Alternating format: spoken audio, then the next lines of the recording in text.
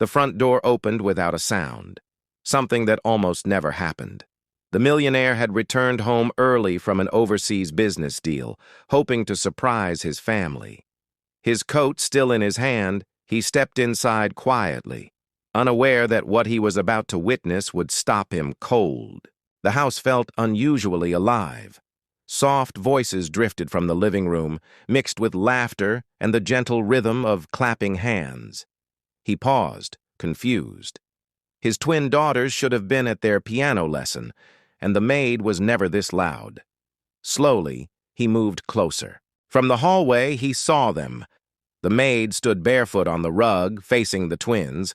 Her posture was straight, calm, and focused. The girls mirrored her movements perfectly, their small hands moving in precise, deliberate motions. It wasn't a game, it was discipline. "Again," the maid said softly, her voice firm but kind.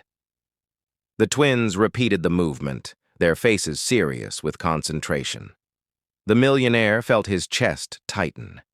He had never seen his daughters this attentive, this centered, not with tutors, not with teachers he paid fortunes. He watched silently as the maid corrected their stance, gently adjusting a shoulder, lowering an elbow. She spoke about balance, patience, and breathing, words that sounded simple yet carried weight. The girls listened like students who truly wanted to learn, not children being forced. A memory stirred in him, his own childhood, filled with silence and pressure. Tutors came and went, but no one ever taught him calm. No one ever taught him purpose. He had built his empire on stress and control, yet here was something he couldn't buy. The maid finally noticed him.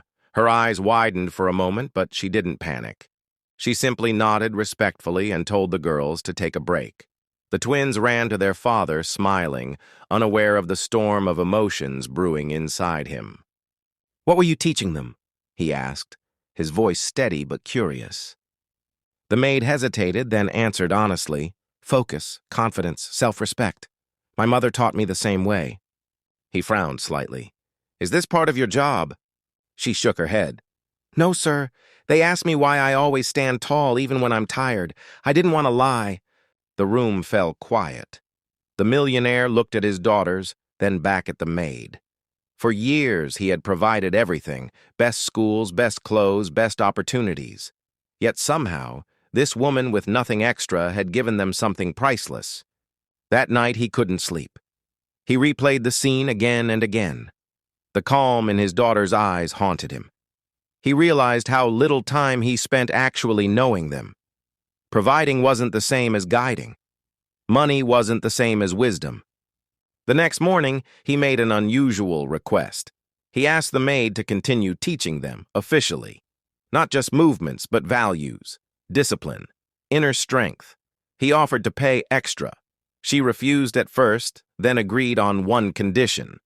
"I teach for money," she said. "I teach because someone once believed in me." He nodded, humbled. "Then teach them. And maybe teach me too." Weeks passed, and the house changed. Mornings became calmer. The twins argued less, listened more. Even the millionaire found himself breathing slower, standing straighter. He started joining the sessions, awkward at first, then grateful. One evening, he finally asked her about her past. She told him about growing up poor, about a mother who worked 3 jobs but never lost dignity, about learning strength when life offered no comfort. He listened, truly listened, for the first time in years. "I built everything from nothing," he said quietly. She smiled gently. "Then you know, wealth isn't what you own, it's what you pass on." Those words stayed with him.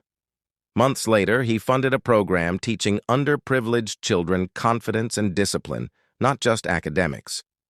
He put the maid in charge, not as staff, but as a leader. The day he surprised her with the contract, she cried. The twins hugged her tightly, and the millionaire, standing there, finally understood what had frozen him that first night. It wasn't shock. It was the realization that the most valuable lesson his daughters would ever learn didn't come from money. It came from the heart of someone the world had overlooked.